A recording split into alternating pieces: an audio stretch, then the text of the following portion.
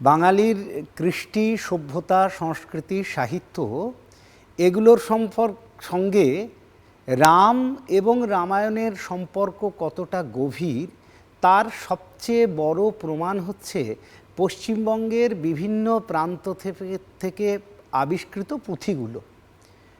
গত 1000 বছর কি 900 বছরে পশ্চিমবঙ্গের বিভিন্ন প্রান্ত থেকে যে সমস্ত পুঁথি আবিষ্কার করা হয়েছে তার মধ্যে প্রায় 2500 হচ্ছে শুধু রামায়ণের পুঁথি।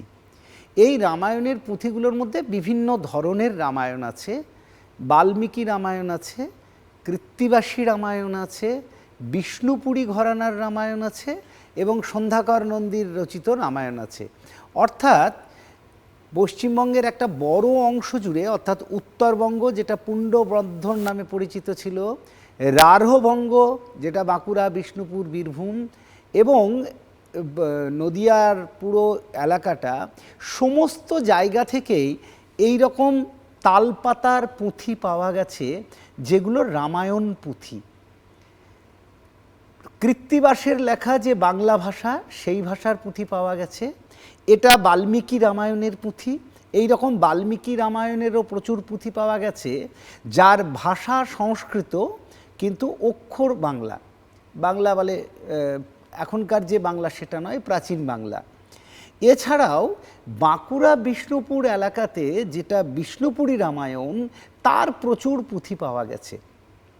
এই যে এখনো পর্যন্ত সরকারিভাবে খাতায় কলমে 2221টি পুঁথি লিপিবদ্ধ হয়েছে। সুকুমার সেন সহ যারা বাংলা সাহিত্যের দিকপাল যারা কাজ করেছেন প্রচুর, বা অধুনা যারা পুঁথি নিয়ে কাজ করছেন, পুরুলিয়ার সিধু-কানু বিশ্ববিদ্যালয়ের অধ্যাপক ডক্টর নবগোপাল রায়, তাদের কাছ থেকে যে সমস্ত তথ্য পাওয়া গেছে তা থেকে জানা যায় যে মঙ্গল কাব্যের যে সমস্ত পুঁথি বা অন্যান্য বিষয়ের যে সমস্ত পুঁথি পশ্চিমবঙ্গের বিভিন্ন জায়গা থেকে পাওয়া গেছে, তার মধ্যে সবচেয়ে সংখ্যায় বেশি কিন্তু রামায়ণ বা রাম সম্পর্কিত যে সমস্ত লেখা, সেই পুঁথিগুলো। বাল্মীকি রামায়ণের অর্থাৎ বিশুদ্ধ সংস্কৃতের পুঁথি সংখ্যায় কম হলেও পরবর্তীকালে সংস্কৃত, বাংলা হরফে লেখা সংস্কৃত রামায়ণের পুঁথি কিন্তু বেশ কিছু পাওয়া গেছে। এবং এখনও বিষ্ণুপুর, বাঁকুড়া, বর্ধমান এবং বীরভূমের বিভিন্ন প্রাচীন যে জায়গাগুলো, যেগুলোতে মূলত সংস্কৃত ভাষা শিক্ষার টোল ছিল, সেই টোলগুলোতে কিন্তু এখনও খুঁজলে এই রকম তালপাতার রামায়ণ পাওয়া যাবে।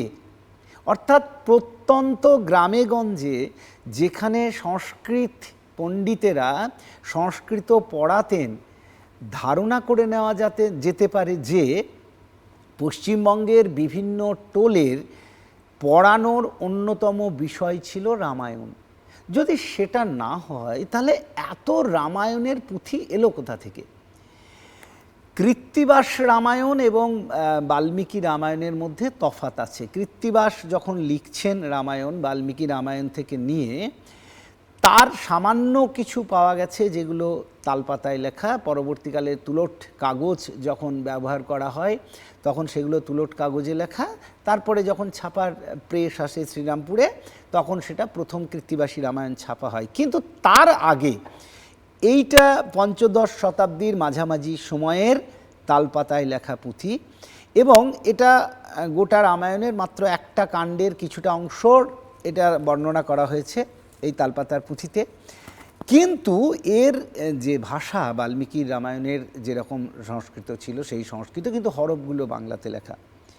প্রশ্ন হচ্ছে যে বাংলা এবং বাঙালির জীবনে যদি রাম এবং রামায়ণের অস্তিত্ব না থাকতো, তাহলে শুধুমাত্র এই এলাকা থেকে এত রামায়ণের পুঁথি উদ্ধার হতো না।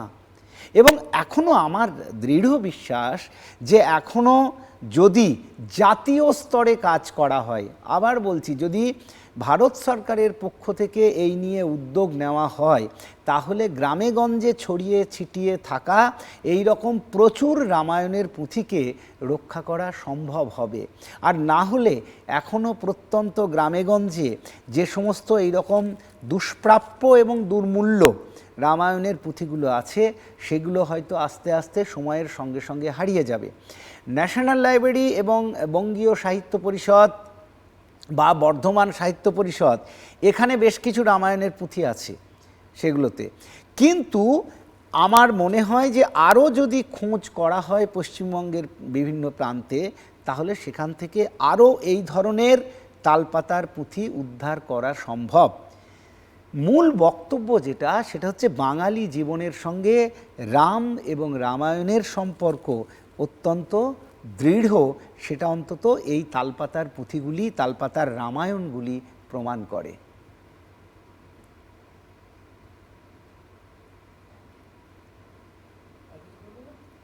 আর কিছু বলতে পারছি না।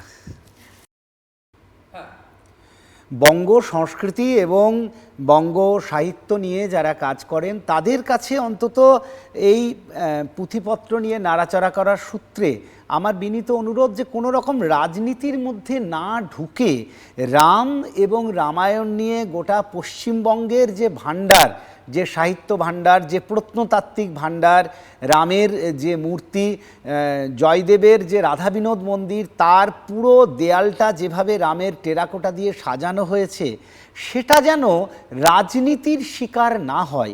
যদি রাজনীতির শিকার হয় এই সমস্ত পুঁথি প্রমাণ এবং প্রত্নতাত্ত্বিক প্রমাণগুলো, তাহলে কিন্তু আগামী প্রজন্মের ক্ষেত্রে একটা বড় ক্ষতি।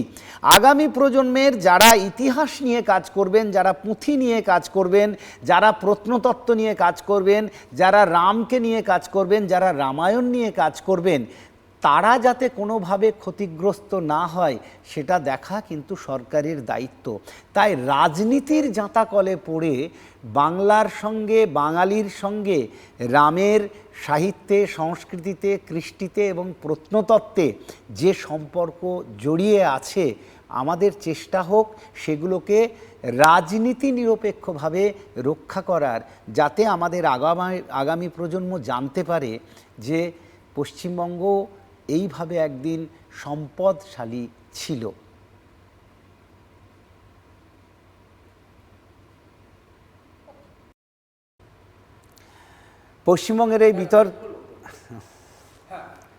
পশ্চিমবঙ্গের এই রামায়ণ নিয়ে বিতর্কের আবহের মধ্যেও এই প্রত্নতত্ত্ব এবং দুষ্প্রাপ্য পুঁথিগুলি রিপাবলিক বাংলার সমস্ত স্টাফেরা এবং রিপাবলিক বাংলা কর্তৃপক্ষ যেভাবে গ্রামগঞ্জ থেকে তুলে আনছে, পশ্চিমবঙ্গের সাহিত্য, সংস্কৃতি, কৃষ্টি এবং সভ্যতাকে রক্ষা করার ক্ষেত্রে যে চেষ্টা চালাচ্ছে, অবশ্যই আমরা ইতিহাসের ছাত্র হিসাবে রামকে নিয়ে চর্চার ক্ষেত্রে রিপাবলিক বাংলার ধন্যবাদ প্রাপ্য, এবং রিপাবলিক বাংলার সকল স্টাফকে অবশ্যই আমরা ধন্যবাদ জানাবো। আমাদের পুরো শিক্ষক সমাজের পক্ষ থেকে যারা এই নিয়ে কাজ করছেন, গ্রামগঞ্জ থেকে এইরকম অজানা ইতিহাসগুলোকে টিভির পর্দায় তুলে ধরার চেষ্টা করছেন।